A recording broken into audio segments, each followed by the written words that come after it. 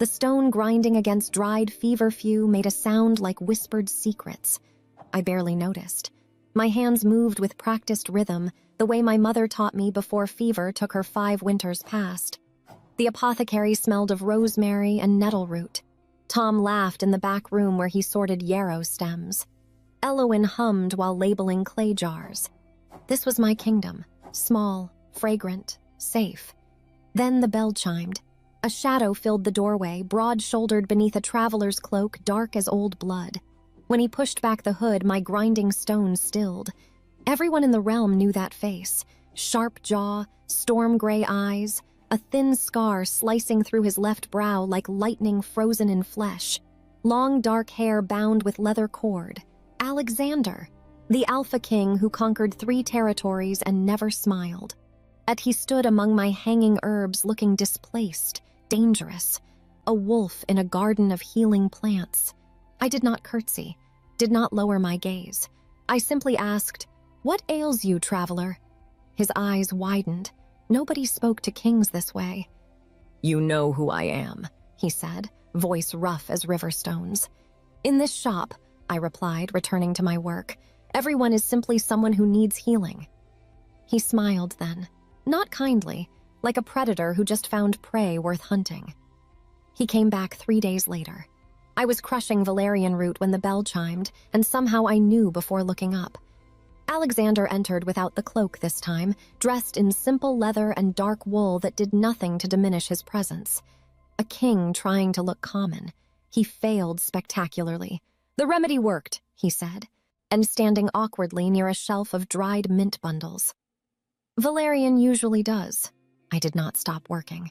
For sleeplessness. "I need more." I glanced at him then. His jaw was tight, shadows bruising the skin beneath his eyes. A man who fought sleep like an enemy. "You need more than herbs," I said plainly. "You need to stop carrying whatever war you are still fighting in your mind." His eyes narrowed. Then, unexpectedly, his mouth quirked. "You are refreshingly blunt." "I am honest. There is a difference." He bought more valerian. And a salve I suggested for the old scar tissue I noticed when he rolled up his sleeve. He lingered longer than necessary, asking about the properties of wolfsbane and whether I had ever treated battlefield wounds. I had not. But I listened as he described injuries he had seen. And I told him what herbs might have helped. Yarrow for bleeding, comfrey for broken bones, willow bark for pain. When he finally left, Elowen peeked out from the back room, eyes wide. "That was the king," she whispered, scandalized. "That was a man with insomnia and scar tissue," I replied. "Same as anyone else." But I was lying. He was not the same as anyone else, and he kept coming back. Once a week became twice, then 3 times, always with some excuse. Salve for his shoulder, tonic for mental clarity, tea for headaches, each time he stayed longer. Our conversations shifted from medicinal properties to battlefield strategy, from healing techniques to the weight of crowns. "Why do you not bow?" he asked one afternoon, leaning against my workbench while I prepared a poultice. "When I enter, should I?" I met his gaze directly. Will it help the medicine work better?" His laugh was short, surprised. "No." "Then it serves no purpose here." I returned to grinding garlic and honey. "In this shop, you are not a king. You are simply Alexander, a man who sleeps poorly and thinks too much." Something shifted in his expression, softened. "I have not been simply Alexander in a very long time. Perhaps that is why you cannot sleep." He was quiet for a moment. Then, "Tell me about your family." So I did. About Elowen, who wanted to learn healing but was easily distracted by pretty things. About Tom, who was better with numbers than Peepa and kept our ledgers impeccably. About my mother, who taught me everything before the fever took her, and how I had been 16 and terrified and determined not to lose what she had built. Chad, he listened with an intensity that made my skin prickle, like I was the most important thing in his world in that moment. "You raised them," he said. Not a question. Someone had to. "You were a child yourself." I was old enough. I tied off the poultice with practiced efficiency. We do what we must for those we love. His eyes studied my face like he was memorizing it. Yes, we do. The visits grew more personal. He told me about his fortress, cold and echoing, filled with advisors who wanted things and guards who feared him. About his first mate who died bringing their stillborn son into the world, and how he had buried his heart with them both. About the loneliness of command, the weight of decisions that killed men, the exhaustion of being a weapon instead of a person. I listened. I did not offer empty comfort. But I understood loss, and he seemed to know it. "You are the only person who speaks to me like I am real," he said one evening, his voice rough. "Everyone else sees the crown or the conqueror. You see the man. The man is the only part worth seeing." His hand reached across the workbench, stopping just short of touching mine. "Dine with me, at the fortress. Let me show you gratitude properly." I pulled my hand back. "No," he blinked. "No? I am not interested in becoming another Alpha's plaything, Alexander. I know how these things work. A few pretty dinners, some gifts, then expectations I have no intention of meeting." I held his gaze steadily. "If you want conversation, you know where my shop is, but I will not be your amusement or your conquest." The air between us changed, thickened. See, his expression did not darken with anger as I expected. Instead, something more dangerous flickered in those storm-gray eyes. Something hungry and determined and absolutely unwilling to accept rejection. "You think that is what I want?" His voice dropped lower. "To conquer you?" "I think you are a king who is accustomed to getting what he desires."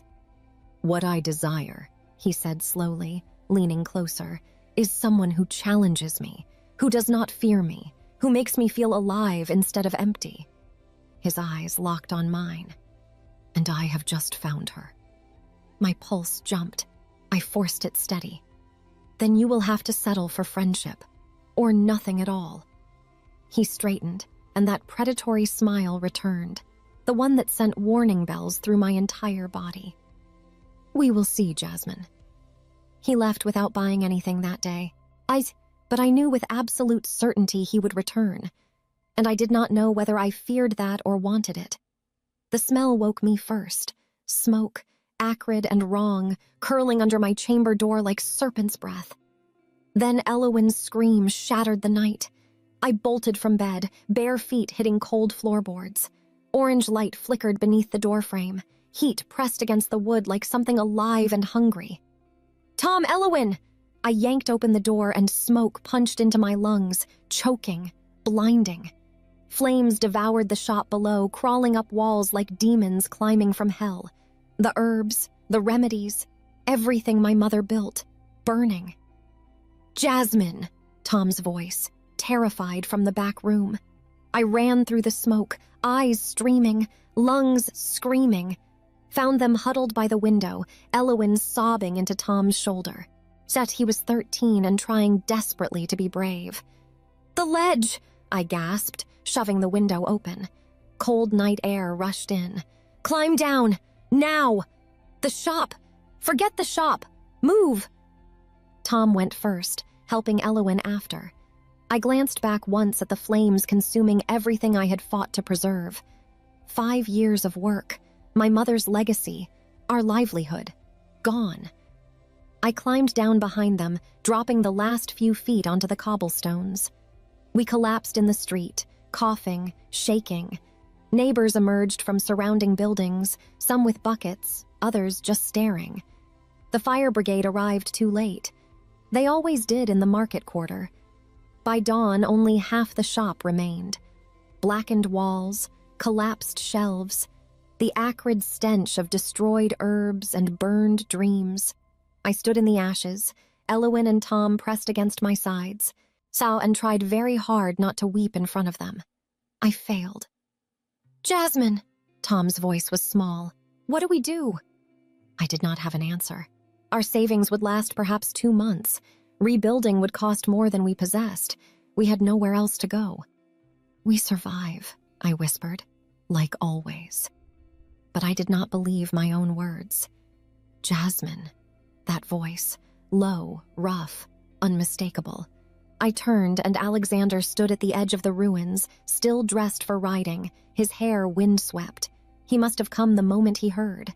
Behind him, 2 of his personal guard waited with horses. "Are you hurt?" He strode toward me, eyes scanning for injuries with an intensity that made my chest tighten. "We are fine," my voice cracked.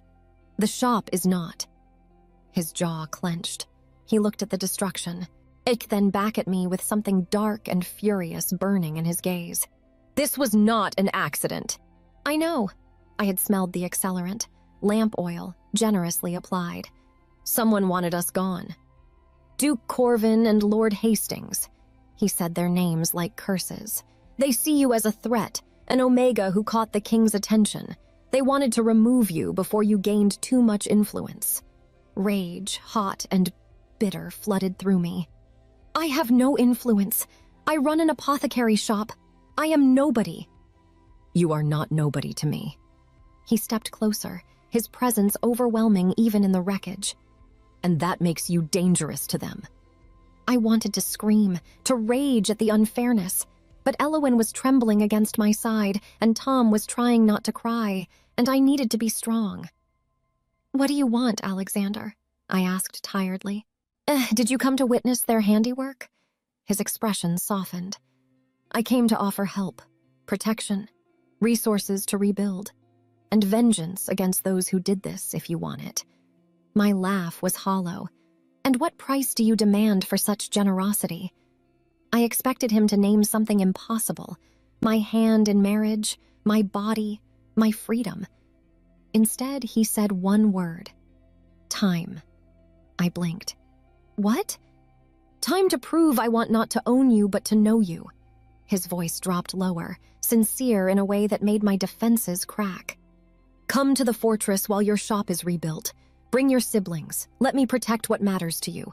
Let me show you I am more than a conqueror looking for his next prize." "You are asking me to live in your fortress." Suspicion sharpened my tone. "Under your roof.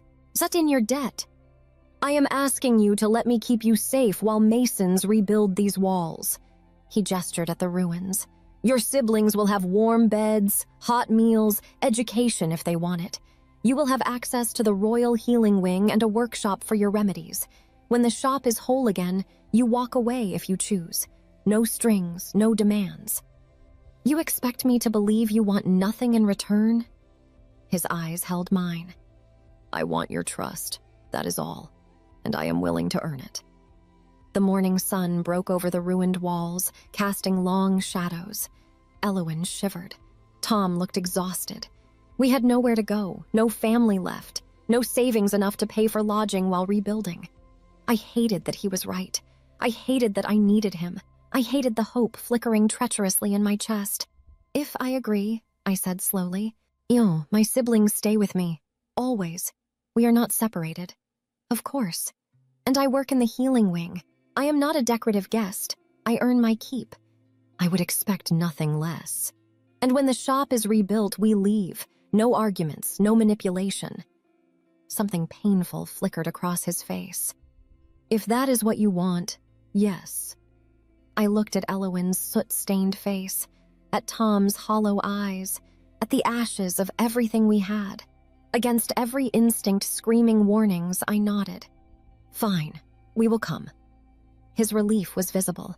He signaled his guards, who brought forward extra horses. As Alexander lifted Elowin onto a saddle with surprising gentleness, he leaned close to me and murmured, "I will find who did this, and they will answer for it." The promise in his voice was dark and absolute. For the first time since waking to smoke and flames, I felt something other than despair. I felt dangerous. The fortress was a monument to conquest.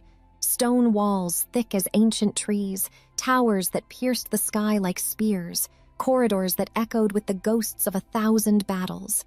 It was magnificent and cold and utterly without mercy, much like its king. The servants who showed us to our chambers were polite but distant. Elowin and Tom received a shared room next to mine, both chambers larger than our entire shop had been. Tapestries depicting battle victories hung on the walls. The beds had more pillows than seemed necessary. Everything smelled of beeswax and stone and power. "I do not like it here," Elowen whispered that first night, curled against my side. "It feels like a beautiful prison." I stroked her hair and lied. It is temporary, just until home is rebuilt." But I wondered if I had made a terrible mistake. Court was worse than the stones. The noble ladies watched me with eyes like daggers draped in silk. They whispered behind jeweled hands when I passed, loud enough for me to hear every poisoned word. Common Omega, playing at being something she is not. The king's newest amusement. She will be gone before spring. Delusions of grandeur, as if someone like her could ever belong here. The Alpha Lords were less subtle. They treated me with thinly veiled contempt, speaking over me at meals, ignoring my presence entirely, or worse, addressing me with the condescending courtesy reserved for children and servants. I did not shrink. I did not hide. Instead, I found the healing wing. It was tucked in the eastern tower. Overlooked and understaffed. The head healer, an elderly beta named Marin, looked up from bandaging a soldier's arm when I entered. "Can I help you, my lady?"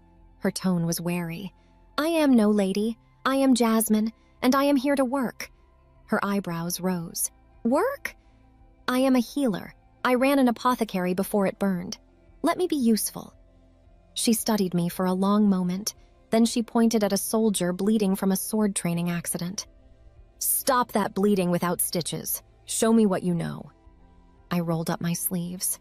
By sunset, I had treated 7 soldiers, mixed 3 poultices, and reorganized the herb storage by medicinal property instead of alphabet. Marin watched with grudging approval. "You know your craft," she admitted. "Come back tomorrow." I did, and the day after, and every day following. Word spread quickly. The Omega staying in the king's fortress was not some pampered guest, but a skilled healer willing to tend anyone who needed it. Soldiers began requesting me specifically. Servants came with ailments they had hidden for months. I earned respect not through titles or bloodlines, but through competence and care. Alexander watched from doorways sometimes. I would feel his presence before seeing him, that particular weight of his attention. When our eyes met, something passed between us. Recognition, pride, something warmer that I refused to name. One evening, he appeared at the healing wing as I finished treating a guard's infected wound.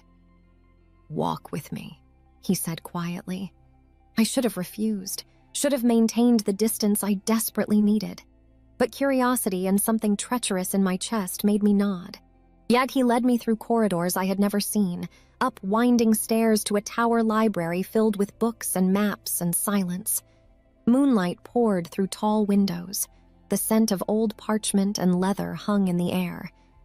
"This is where I taught myself strategy," he said, trailing fingers along book spines.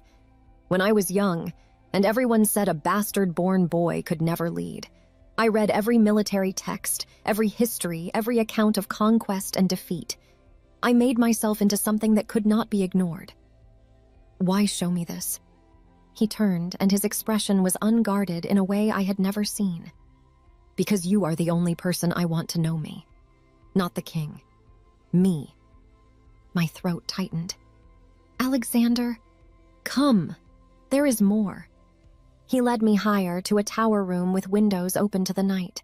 The wind carried the scent of pine forests and distant rain. Below, the kingdom spread like scattered jewels. "I come here when the crown is too heavy," he said, "when I need to remember I am more than the throne." "And what are you when you are not the throne?" His smile was sad. "I am still discovering that." Then he took me down, through winding paths to a hidden garden behind the fortress. Moonflowers bloomed pale and ghostly. In the center stood a simple stone marker with 2 names carved deep. "My mate, my son." His voice was rough with old grief. "She died bringing him into the world, both gone in one night. I thought I buried my capacity to feel anything with them." I said nothing. There were no words for that kind of loss. For years, I was empty. A weapon. A conqueror. Useful but hollow. He looked at me then, and the vulnerability in his eyes stole my breath. Until a stubborn Omega in a shop smelling of rosemary asked me what ailed me and actually wanted to know the answer. Alexander, you make me want to be more than a weapon, Jasmine. You make me want to be a man again. The air between us was charged, dangerous. I could feel the pull of him like gravity, like inevitability. I cannot be what you need, I whispered. I am not court-trained or politically useful. I am just... You are brilliant and brave and strong enough to stand in the ashes of everything you lost and still choose to rebuild. His hand lifted, hovering near my face but not quite touching. You are exactly what I need. My heart was beating too fast. This was dangerous. Caring was dangerous. But God's help me, I was beginning to care. The shop will be rebuilt soon, I said, forcing steadiness into my voice. And then I leave. I know. Pain flickered across his face. But until then, let me know you. Please. I should have refused. Should have reinforced every wall I had built. Instead, I nodded. And as we stood in that garden of grief and moonflowers, I realized with terrifying clarity that I was beginning to see not the Alpha King, but the man beneath. And it scared me more than anything ever had, because I was beginning to care for him. And caring meant vulnerability. And vulnerability meant the possibility of devastating loss.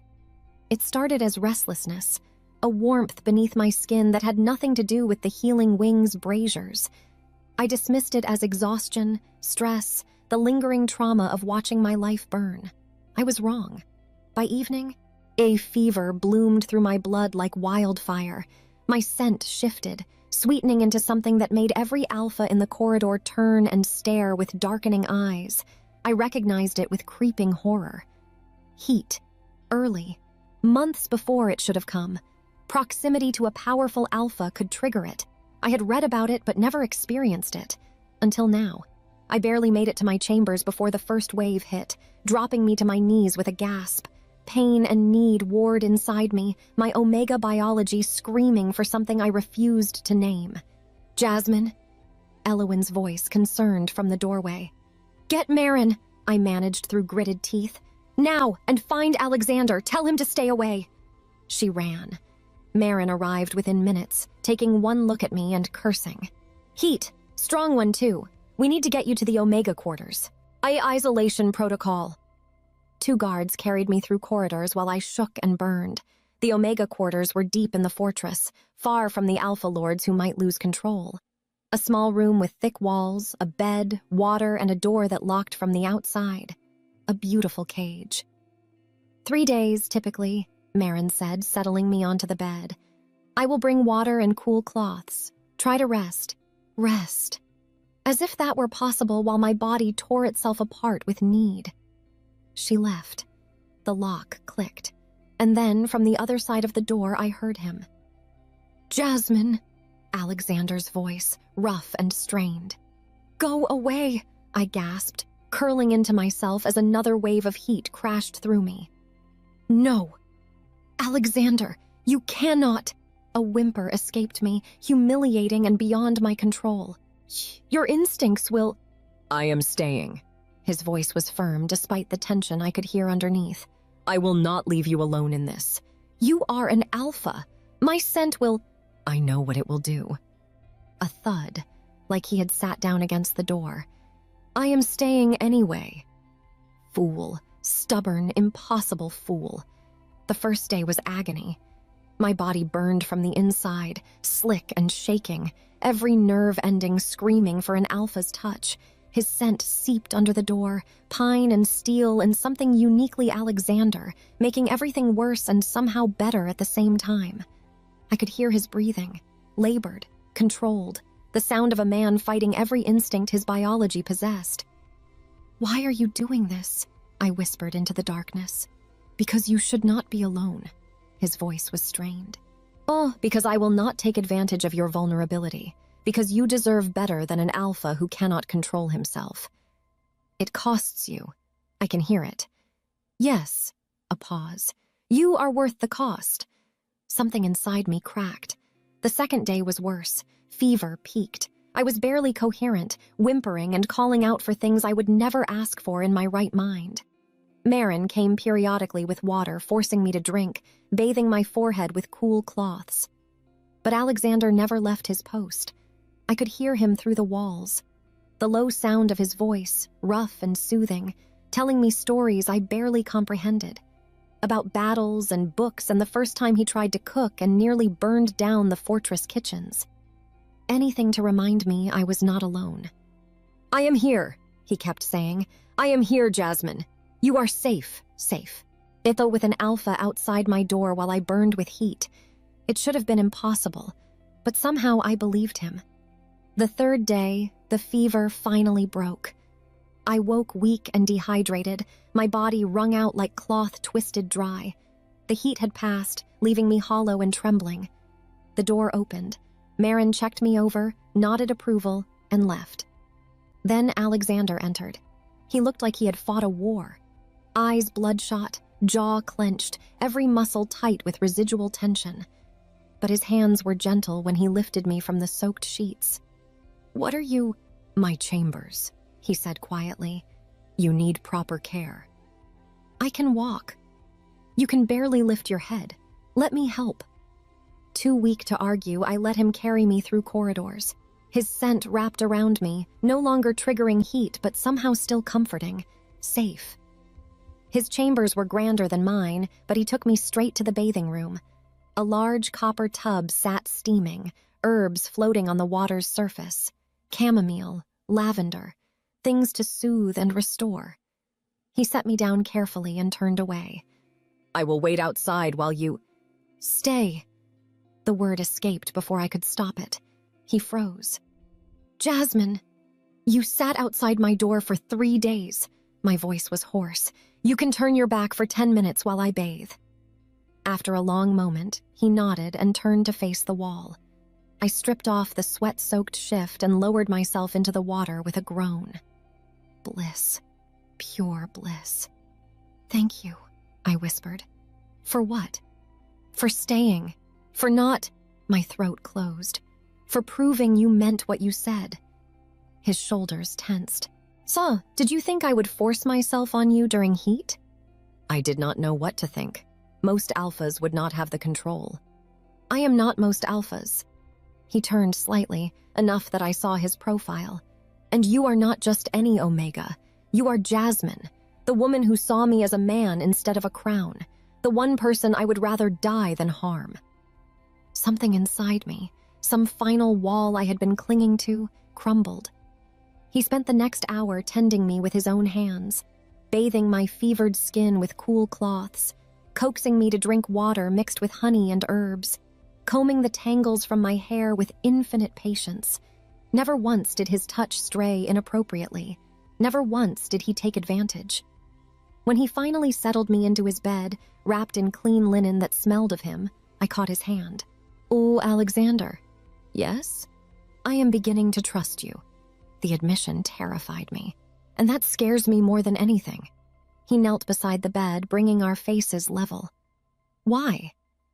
"Because trust means vulnerability, and vulnerability means you could destroy me." His thumb brushed across my knuckles. "Then I will spend every day proving I would rather destroy myself than hurt you." I looked into his storm-gray eyes and saw only sincerity. Only devotion that should have been impossible after so short a time. "Stay," I whispered, "just until I fall asleep." He nodded and settled into the chair beside the bed, my hand still held in his. As exhaustion pulled me under, one thought echoed through my fading consciousness. I was not just beginning to trust him. I was beginning to love him. And that changed everything. Duke Corvin arrived at court like a storm wrapped in velvet and arrogance. He was handsome in the way of men who knew it and wielded beauty like a weapon. Golden hair, sharp features, eyes the color of winter ice. His entourage was excessive, his wardrobe ostentatious, and his smile calculated to charm and disarm. He set his sights on me immediately. "Lady Jasmine," he said at the welcoming feast, though I had never claimed the title. He bowed with exaggerated courtesy. I have heard fascinating tales of the healer who has captured our king's attention. I am no lady, just Jasmine. I did not return his smile. And I have captured no one. Modest as well as beautiful. His eyes swept over me with obvious appreciation. A rare combination. Alexander, seated at the high table, went very still.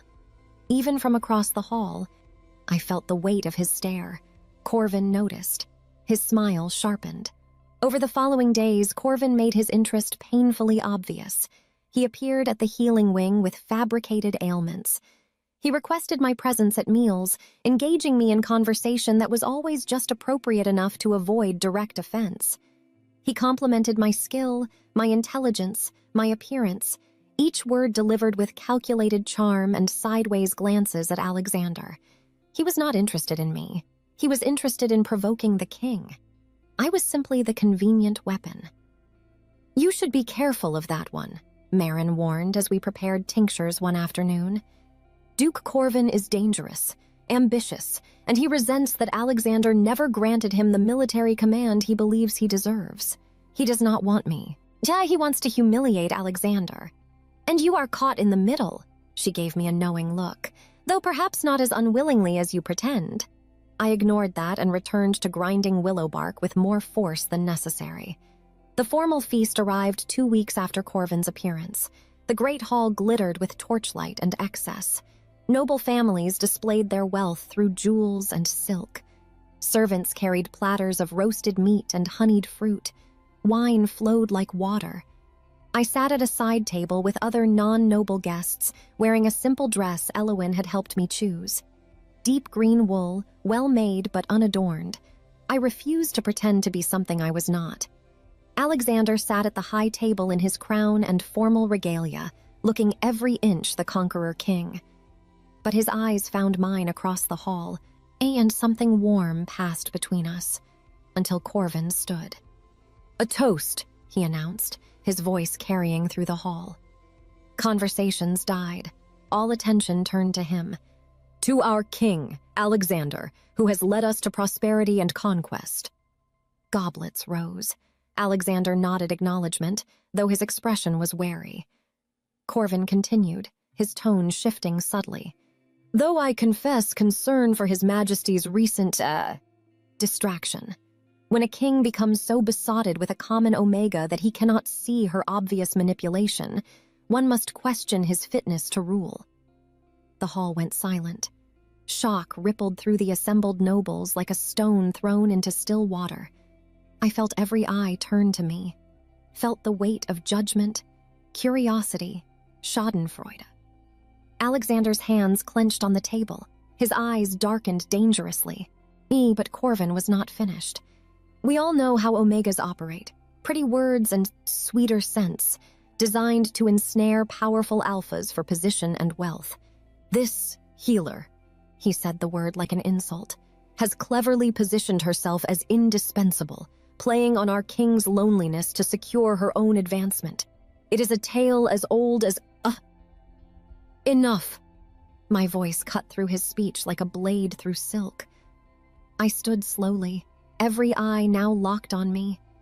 My heart hammered, but my hands remained steady. I had faced flames and loss and the destruction of everything I loved. I would not be cowed by an ambitious duke with a vendetta. "You speak of manipulation, Duke Corvin?" I let my voice carry, clear and cold. "Let us examine the facts. I refused the king's invitation to dine. I refused his gifts. I came to this fortress only after my shop was burned by rivals who saw me as a threat, and only on the condition that I work in the healing wing, earning my keep through skill rather than favor." I took a step forward. The hall was so silent I could hear the torches crackling. "I have asked for nothing, accepted nothing beyond shelter while my home is rebuilt. I have tended soldiers and servants alike, noble and common without discrimination. Tell me, Duke Corvin, how many lives have you saved with your own hands? How many wounds have you closed? How many fevers have you broken?" His jaw tightened. He opened his mouth, but I continued. "My value lies not in bloodline or beauty, but in knowledge and skill. I have saved more lives in this fortress than you have likely taken on your hunting trips. And as for manipulation, I allowed scorn to color my tone. If I were truly the scheming Omega you describe, would I have refused the king's advances repeatedly? Would I maintain my own chambers? Would I insist on leaving once my shop is rebuilt? Shocked murmurs rippled through the crowd. Clearly, court gossip had not included those details. I turned then to face Alexander directly. His expression was unreadable, but his eyes burned with something fierce and hungry and utterly focused on me. I will say this once, for all to hear. My voice did not waver. When and if I ever accept any man, be he king or commoner, it will be because he has earned my respect through his character, his integrity, and his actions, not because he commanded my submission. Not because he bought my affection. Not because his bloodline or crown made him believe he deserved me. I let my gaze sweep the hall, landing on every noble who had whispered about me. Every alpha who had treated me with contempt. I am not a prize to be won or a tool to be manipulated. I am Jasmine. I am a healer. I am worth more than your assumptions and your petty political games. And any man who cannot see that is not worthy of my time, regardless of his title. Then I turned back to Corvin, who had gone pale with rage. As for you, Duke, perhaps you should examine your own motivations. This performance has nothing to do with concern for the king's fitness and everything to do with your wounded pride that he values someone's skill over your empty flattery and bloated sense of entitlement. The hall erupted. Shocked gasps, delighted whispers. Jim a few scandalized exclamations. Someone laughed, quickly stifled. I stood my ground, heart racing but chin high, refusing to show the fear coursing through my veins. Alexander rose from his seat. The hall fell silent immediately. He descended from the high table with predatory grace, every eye tracking his movement. When he reached me, I expected anger, expected consequences for speaking so boldly in front of his entire court. Instead, he smiled, not the cold smile of a conqueror, but something warm and proud and entirely genuine. Well said, he murmured, low enough that only I could hear. Then he turned to address the hall, his voice carrying absolute authority. Lady Jasmine speaks truth. She has refused my advances. She maintains her independence. She works tirelessly in the healing wing, saving lives and earning respect through competence rather than manipulation. Any who question her character or motivations will answer to me personally. His eyes found Corvin. As for fitness to rule, Duke Corvin, I would suggest that a king who values skill and integrity over bloodline and flattery is far more fit than one who does not. Your concern is noted and dismissed. The threat in those final words was unmistakable. Corvin bowed stiffly and sat down, his humiliation complete. Alexander offered me his hand. Walk with me. I should have refused, should have returned to my seat and let the gossip die down. But his eyes held a question, a plea, a challenge I could not ignore. I took his hand. He led me from the hall, whispers exploding behind us like wildfire. We walked in silence through torch-lit corridors until we reached the tower room with windows open to the night. That was remarkably foolish, he said finally, turning to face me, and incredibly brave. He insulted us both. Someone needed to answer. Most would have let me defend you. I do not need you to defend me. I can defend myself. His smile widened. I know. That is what makes you extraordinary. He stepped closer, and I could feel the heat radiating from him, the barely controlled intensity in every line of his body. You stood before my entire court and declared that any man who wants you must earn you. His voice dropped lower, rougher. Tell me, Jasmine, what must I do to earn you? My breath caught. This was the moment, the precipice. You already know, I whispered. You have been doing it since the day you sat outside my door during heat, since you carried me when I could not walk, since you showed me your grief and your loneliness and trusted me with the parts of yourself you hide from everyone else. His hand lifted, cupping my face with devastating gentleness. Then tell me I have a chance. Tell me you feel even a fraction of what I feel for you. I should have lied, should have protected myself. But I was done lying, done hiding. You terrify me, Alexander, I admitted, because I do feel it, and feeling means risking everything. Then risk it with me, he breathed. Please. And when he kissed me, gentle and desperate and full of restrained hunger, I finally stopped fighting. I kissed him back and let myself fall. The scream tore through my dreams like a blade through silk. Jasmine! Elowen, terrified, in danger. I bolted upright, heart hammering, and grabbed the small leather satchel I kept beside my bed. My healer's kit. Inside, among the herbs and bandages, were needles tipped with concentrated nightshade extract. Enough to paralyze but not kill. My mother had taught me that healers must sometimes protect as well as cure. I ran barefoot into the corridor, my nightdress streaming behind me. Elowen and Tom's chamber door stood open, torchlight spilling across the threshold like spilled blood. Inside, 3 masked figures dressed in black surrounded my siblings. Steel blades glinted in their hands. Elowen was pressed against the wall, crying. Tom stood in front of her, 13 years old and trembling but refusing to move. Get away from them, I snarled. The nearest assassin turned. I saw his eyes widen in surprise behind the mask, saw him dismiss me as a threat. His mistake. I lunged forward and drove the poisoned needle into his neck. He convulsed and dropped, paralyzed before he could cry out. The second assassin moved faster, his blade arcing toward me. I twisted away, feeling the whisper of steel pass my ribs. Too close. My hand found another needle and I buried it in his thigh as he overextended. He collapsed with a strangled gasp, but the third was already moving toward Tom. No! I threw myself between them, weaponless, desperate. The blade rose. I saw my death in its descent. Then the door exploded inward. Alexander entered like violence given form, still in his sleep clothes but moving with the brutal efficiency of a man born to warfare. He caught the assassin's wrist mid-strike, twisted, and I heard bones snap. The man screamed. Alexander drove his fist into the assassin's throat, crushing his windpipe, and let the body fall. But there were more. 2 more assassins poured through the doorway, clearly not expecting resistance. Get behind me, Alexander ordered, positioning himself between the threat and my siblings. The assassins attacked in tandem, coordinated and professional. Alexander moved like a storm, all controlled fury and devastating precision. He disarmed the first with a move too fast to follow, snapping the man's neck with cold efficiency. The last assassin feinted left, drew Alexander's attention, then pivoted toward Tom with his blade extended. Tom! My scream tore from my throat.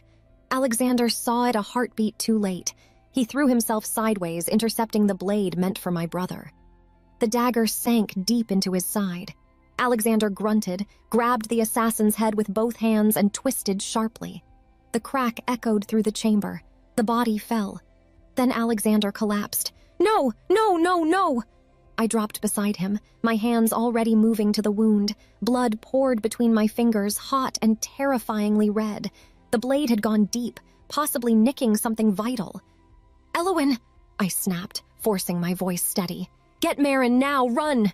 She fled, sobbing. Tom, help me get him up.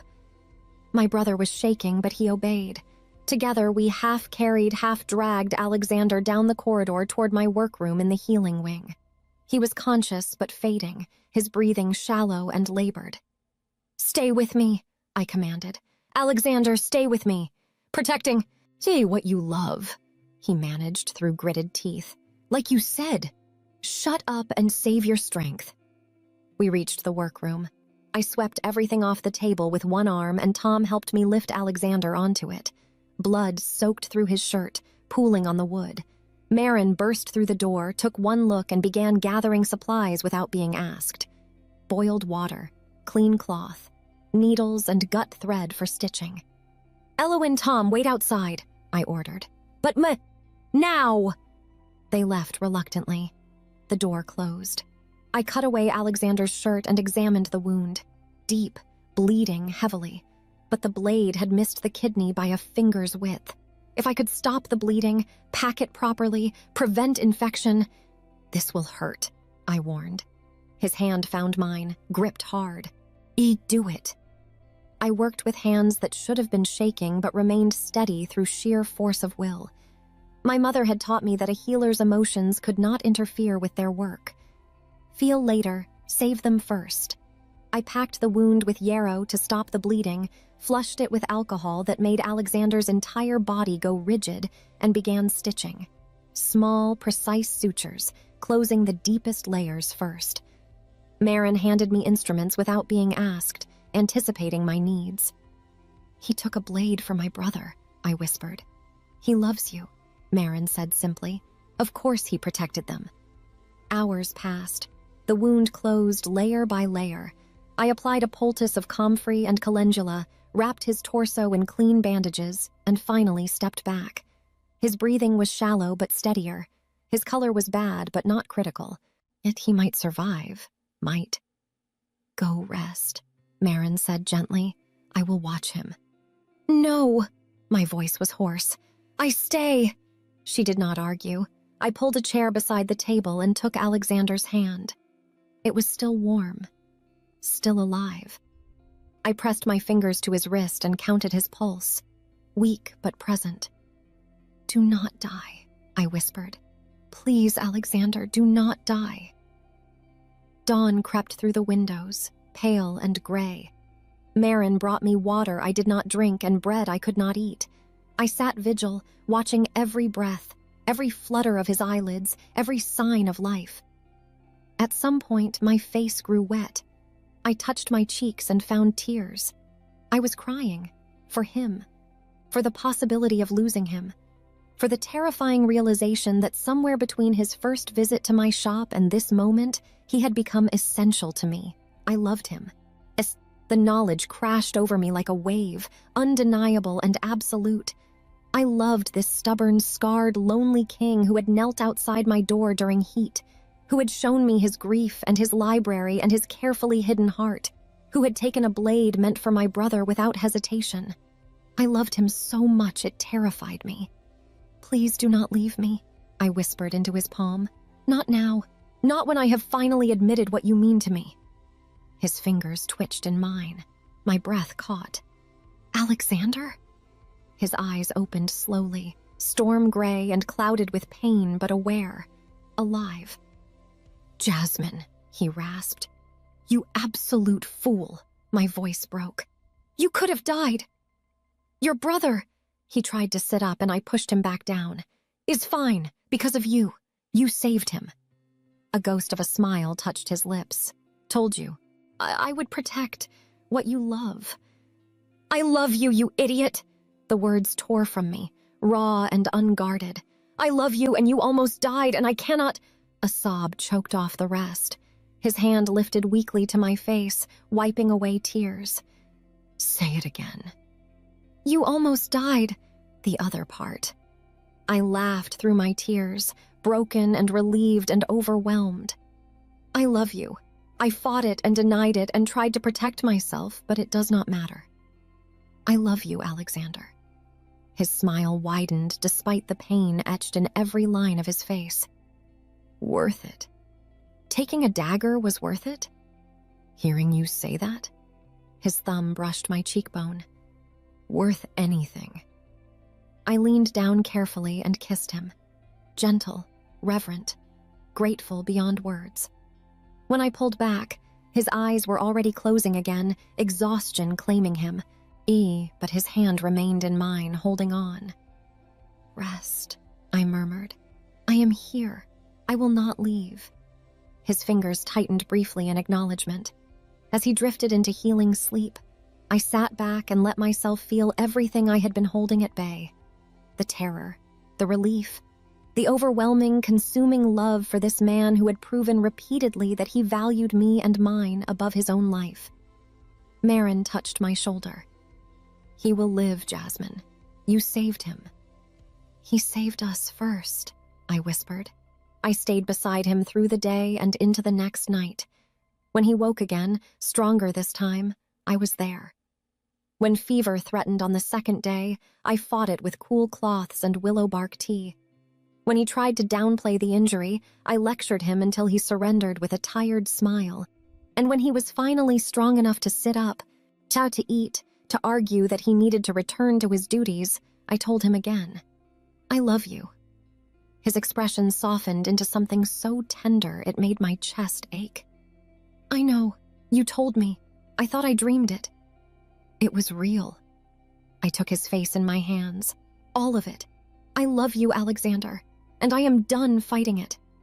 He pulled me carefully into his arms, mindful of his healing wound, and held me like I was something precious, irreplaceable. "Marry me," he breathed into my hair. "Ask me properly first." His laugh was soft and full of promise. "Soon, when I can kneel without bleeding."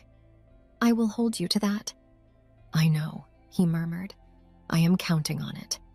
10 days after the attack, Alexander sent word through Marin. "He requests your presence in the Great Hall. 1 hour." My stomach twisted. "Why?" She gave me a knowing look. I suspect you will find out." I dressed carefully, choosing a deep blue gown Elowyn had insisted I accept from the royal seamstress. Simple but well-made, with embroidery at the cuffs that reminded me of herbs and vines. I braided my hair back and tried to calm my racing heart. When I entered the Great Hall, I stopped short. The entire court was assembled. Hundreds of faces turned toward me, noble and common alike. Torches blazed in their sconces, filling the vast space with flickering light. At the far end, on the raised dais, Alexander stood before his throne. He was dressed in formal regalia, the deep crimson and black of his house, his crown glinting gold in the firelight. But he was still pale, moving with the careful stiffness of someone whose wound had not fully healed. What was he doing out of bed?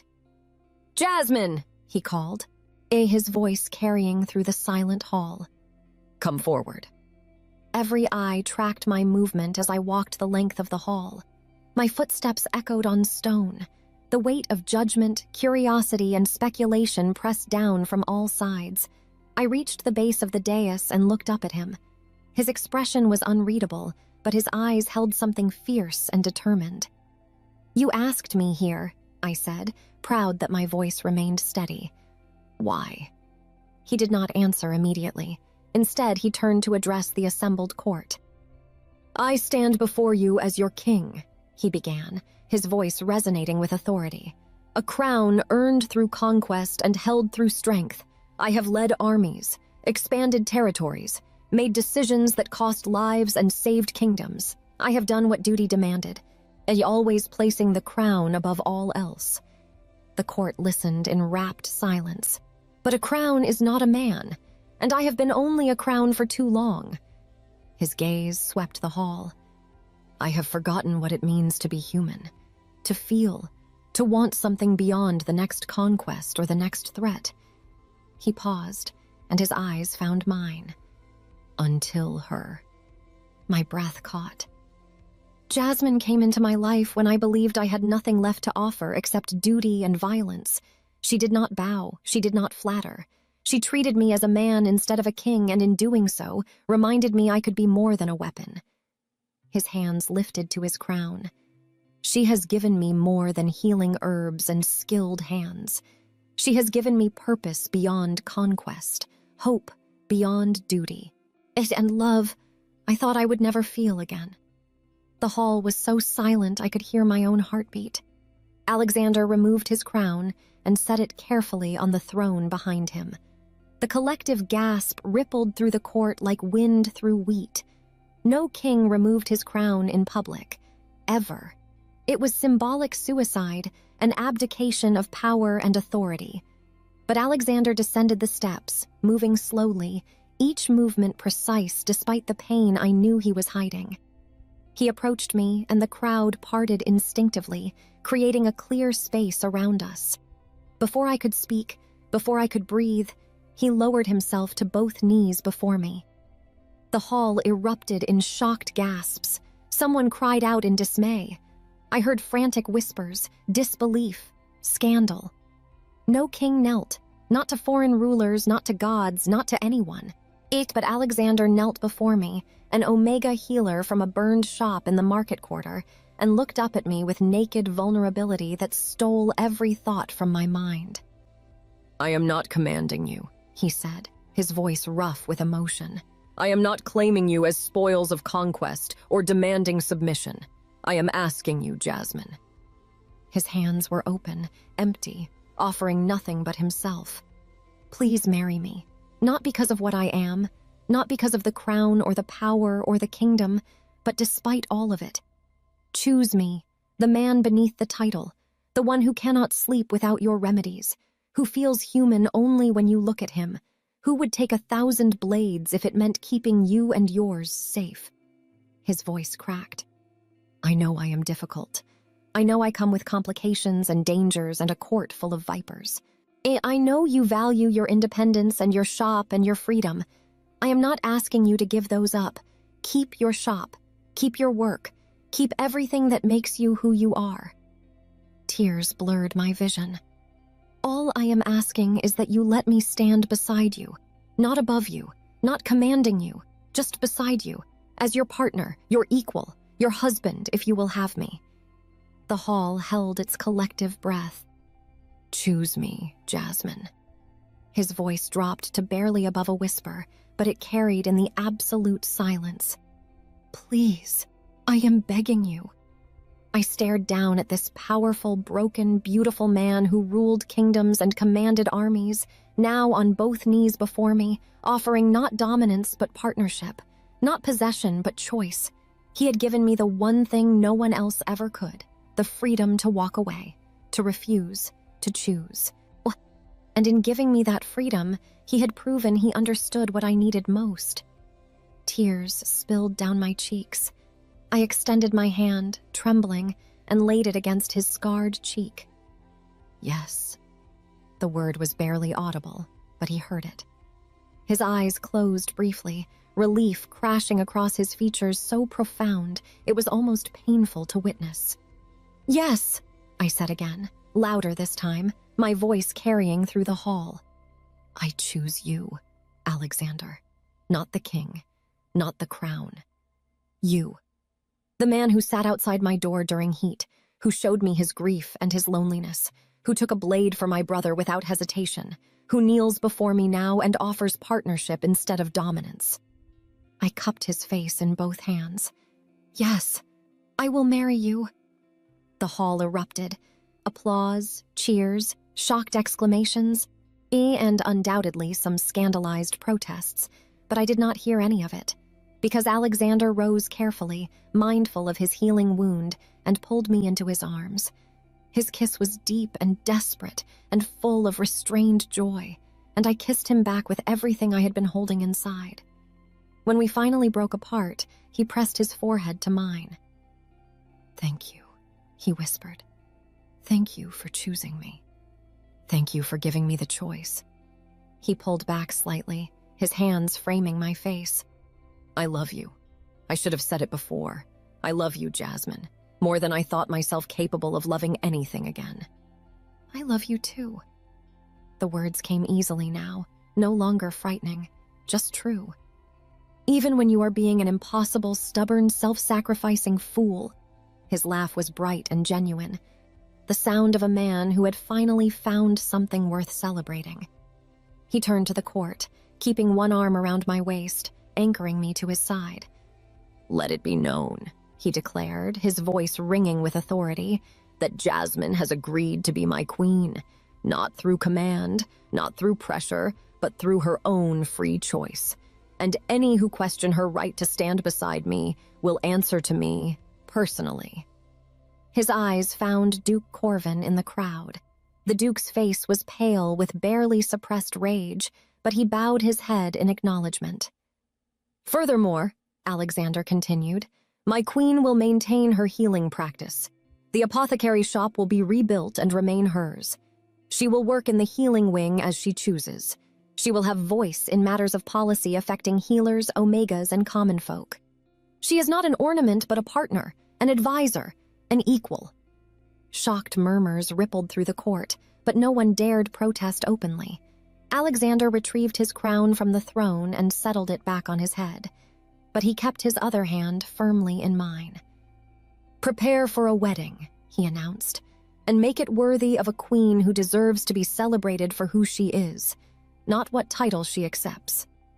The hall erupted again in applause and cheers, more genuine this time. As servants rushed to begin preparations and nobles approached to offer congratulations, Alexander leaned down and whispered in my ear, "No regrets?" I looked up at him, at this man who had proven repeatedly that love was not about possession, but about seeing someone fully and choosing them anyway. "None," I whispered back. "Yeah, not a single one." His smile was blinding. And as we stood together before the court, king and healer, alpha and omega, two people who had found in each other not completion but complement, I knew with absolute certainty I had made the right choice. Love began not with dominance or destiny, but with the courage to kneel before someone and ask them to choose you. And he had chosen me first by giving me the freedom to choose him. That was everything. The apothecary shop stood rebuilt, better than before. The walls smelled of fresh timber and new paint, but I had hung the same herbs my mother once used. Rosemary for remembrance, lavender for devotion, chamomile for peace. This was where it would happen.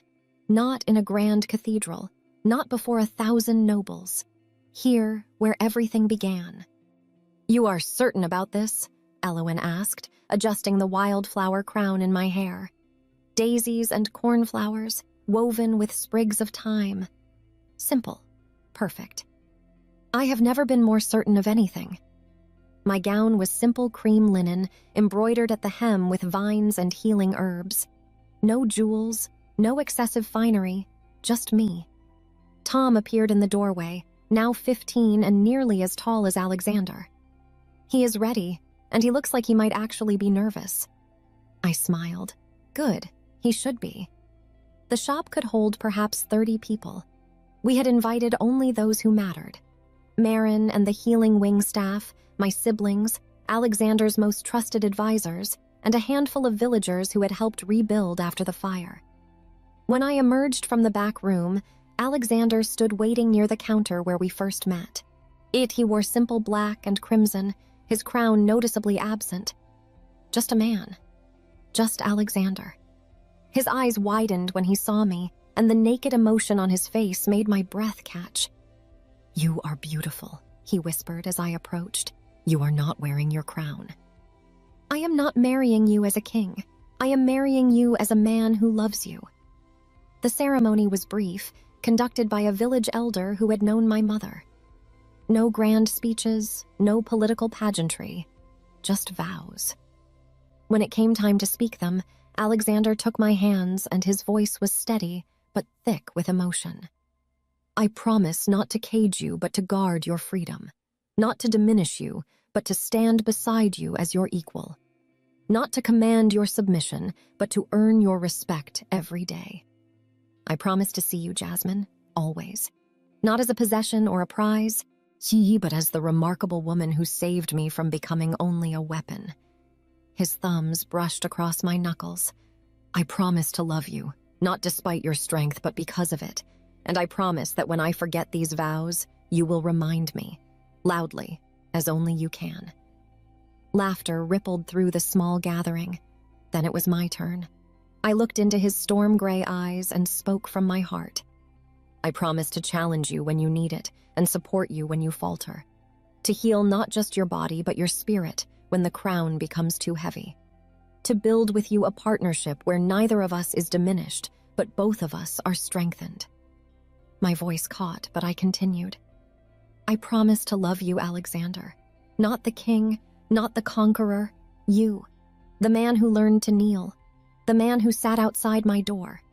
The man who gave me the one thing I needed most, the freedom to choose him. And I choose you, today, tomorrow, always." When the elder pronounced us bonded, Alexander pulled me close and kissed me with the tenderness and passion of a man who had finally found home.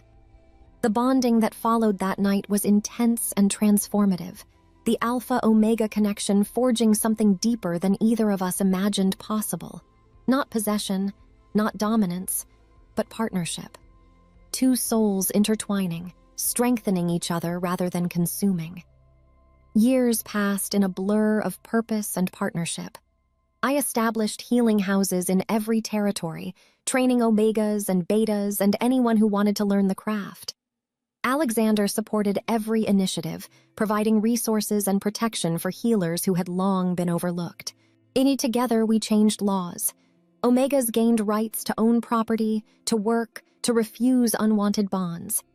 Commoners received access to healing and education previously reserved for nobility. We had 2 children, a daughter named Iris, who inherited my stubbornness and Alexander's strategic mind, and a son named Rowan, who had his father's strength and my compassion. They grew up knowing that strength came in many forms and that true love was built on respect and choice, not dominance and submission. Elowen became a master healer, opening her own practice in the Eastern Territories. Tom married a merchant's daughter and ran a network of healing supply distribution across the kingdom. The shop remained mine. I worked there twice a week, grinding herbs and mixing remedies, refusing to let my crown separate me from my roots. And through it all, Jesse Alexander stood beside me, not commanding, not controlling, just present, my partner in every sense. Decades passed. One evening, gray-haired and content, we stood in the fortress gardens watching our grandchildren play. Iris's daughter chased butterflies while Rowan's twin sons climbed trees with more enthusiasm than skill. Alexander took my hand, his fingers still strong despite the years, the silver in his beard catching the fading sunlight. "You saved me, you know," he said quietly, "from becoming a monster, from being only a weapon. You gave me back my humanity." I smiled and shook my head. "No. You saved yourself when you learned to kneel, when you chose vulnerability over dominance, when you gave me the freedom to choose you." I squeezed his hand. "I just gave you a reason to want to." He pulled me close, and I leaned into him, our bodies fitting together after decades of practice. "Do you regret it?" he asked. "Choosing this life?" I looked at our grandchildren playing, at the healing houses visible in the distance, at the kingdom we had built together through partnership and respect rather than conquest and force. Not for a single moment. His kiss was soft against my temple. "Neither do I."